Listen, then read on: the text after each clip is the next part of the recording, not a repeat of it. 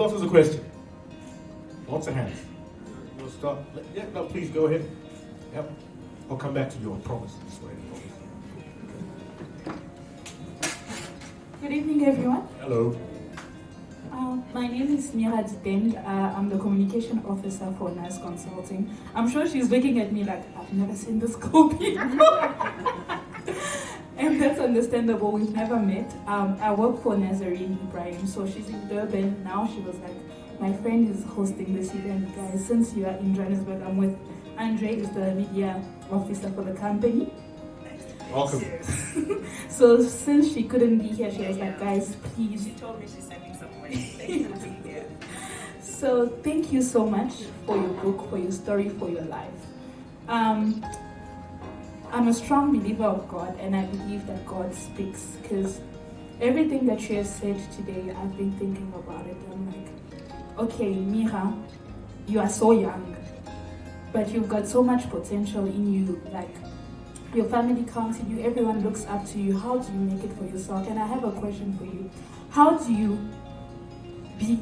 stay resilient, and how do you keep faith if you are Christian through all the closed doors, while you have kids looking up to you and like, okay, Mom, what is happening tomorrow? What are we gonna eat next month? You know, how did you keep your faith? How did you stand up every morning and say like, okay, I'm gonna keep fighting, I'm gonna keep going? And the second question is more personal to me. I've got a lot of self-confidence issues.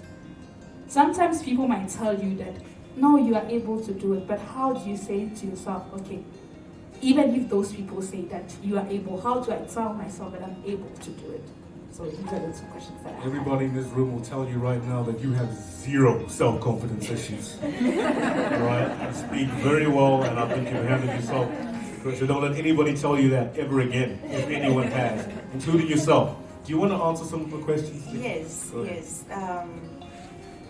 You know, as with any journey in life, it's not easy, right? And having to keep going, it's something that, one, I'm thankful that I'm a child of God, I'm a Christian, and I'm able to hold on to my faith, knowing that even when I don't know what the future holds, I know the person who holds the future, which is God, right? And I'm like, Lord, at this point, I don't know what else to do, but I trust you. There are times I feel like I don't want to go forward. I don't think every day is always sunny, shiny, smiling, laughing like this. No, there are days I cry. My kids can tell you that days they are far away from mommy because she's in the States, right? So, but the thing is, don't stay there. When you cry, you wipe your tears, you get up, you go. You literally, some days you have to become your own sunshine. Okay, even though there are people that will believe in you and they know you're going somewhere and they will encourage you, sometimes it doesn't get in. Sometimes you are the one who has to talk to yourself. You know, the most powerful voice or words that anyone can speak to you cannot be more powerful than your own words or than your own voice. So you speak to yourself, you stand with God, knowing that you stand with God, that is already an advantage. Because someone who doesn't know God is just relying on himself, right? But when you already know that there is this supernatural power looking over you, holding your hand up all the way, you know, all the steps of the way, it gives you more courage to keep going, knowing that at the end of the day, things are going to work out. So that's really all I can tell you. It's not easy. Believe you me, it's not easy. If there's an easier way to get to where I am now, I would probably take the other way, not this one I had to come. No, it wasn't worth it. It put me in a hospital. For those who know, 2018 I was in hospital, you know, because of health complications, the stress and everything. I landed in hospital because of all of this. So when people look at the end of it, they don't understand the journey has not been easy. That's true. You know, the journey has not been easy. So if there's an easier way you can get to your goal easy, not an illegal way, of course, all right? But, but if you can escape all of this, escape it. But then sometimes the plan for God is that we have to go through it. I believe that if I do not go through it, I probably will not be who I am. Probably my story will not make much sense to much people because an easy life inspires nobody. Really. That's true. So, and if it's not making you uncomfortable, then it's not worth doing, right? No one who's succeeded in life has been comfortable in what they're doing. It just doesn't make sense, right? So you need to put yourself in a very uncomfortable situation. How do I make myself uncomfortable? Like, I hate working long hours, right? I really do. Like, I wish I could do like 2-hour stints and then just chill. Right? But my most uncomfortable place is when I know I have to do 3 proposals and I have to deliver them tomorrow. Right? It may sound very like rudimentary or whatever it is, but that makes me feel uncomfortable. And that's how I've been able to push myself, right? So if it doesn't make you feel uncomfortable, then it's definitely not worth doing. So thank you for sharing. Dan, do you want to? The last part of your question. Second question. Yeah, I don't know if I touch on it. I think for the second part is just to trust yourself or trust God that the dots will connect somewhere. You heard my story.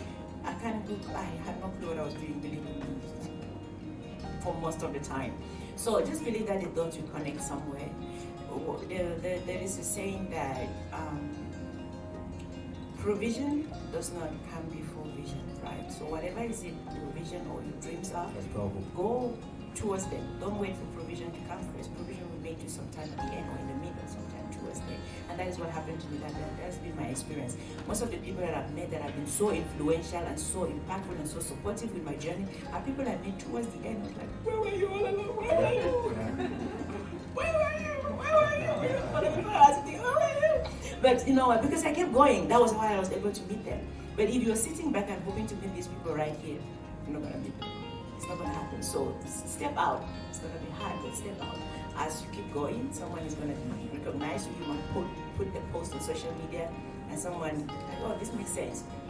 You know, someone might share what you wrote and another person in their network sees it. So that is really how it goes. One thing that I did was that I built my audience before the book ever came out. So I kept pushing on that. So whatever you're dreaming, even for people who are starting businesses, start building a customer base even before the product is out there, you know. So a lot of people are just sitting and waiting for funding. They don't even know, how am I going to deliver this product to the customer? You know, what means am I going to get? They don't even understand their customer base yet, but all they're waiting for is funding. You asked a question about funding. I don't think I really went into that. Now that I'm talking about funding and remembering I can't remember. We said a lot of things tonight. Yes, because a whole lot of people talk about this whole funding thing, but they're driving some really good cars, yes, and they're waiting on government to fund them or whatever organization to fund them. Sell your car, fund yourself. That's true. You know, they're living in these fancy apartments. Step down, move in with a friend if you can, or get a one room if you can. I mean, so so a lot of people are funding their lifestyle, but they're waiting for someone else to fund their dreams. Yeah. The latest iPhones, they have it, but someone else has to fund their dreams. Why don't you let go of the iPhone, buy a phone that can answer a call and make a call, and follow your dreams? That was literally my life. I'm still very much down there. I'm not yet where a lot of people put me, actually. Literally where the online space put me, I'm scared. I'm like, these people are putting me 10 years ahead of my game. Like, please, then you slow down. You really need to know who Nikki is. Like, I live in a one room with my kids. We're literally squashed. But nonetheless, my mindset is not that I'm trying to impress people. People know me for what I am because I'm simple. I don't try to, you never see me put even a bicycle online because I don't have it to begin with, you know. Probably why I'm so lame with Instagram, because you have to have this fancy... It's all about the Joneses. Exactly. On Instagram, you know, you need to have a fancy apartment, a cute dog, a nice cat, and post there. So I'm so lame with Instagram because I'm like, this is too much for me. I'm on LinkedIn, that's where nerds hang out, right? So no one is gonna care what shoe, what car you're driving, which restaurant did you eat, what food did you eat. Like, I can't even post my food on social media because that food, when you look at it. I don't believe you, Nikki, but I do get what you're doing. Right? Exactly. People don't believe me. That's the thing. But my people know what I'm talking about, you know.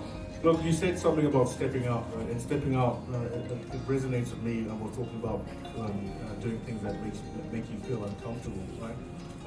I think I used to love living for the Joneses, like who's got a better car next door, right? It was great, right? Because people are your friends when you've got stuff. Right? And people are your friends when you perceive to be successful. Right? It's a whole different kettle of fish when you've got to sell your fancy car and you've got to downgrade and you decide that you want to start your own business. Right? And it's a story that resonates with me. And that's when I realized that real friends are very hard to come by. But it's not just about friends anymore, right?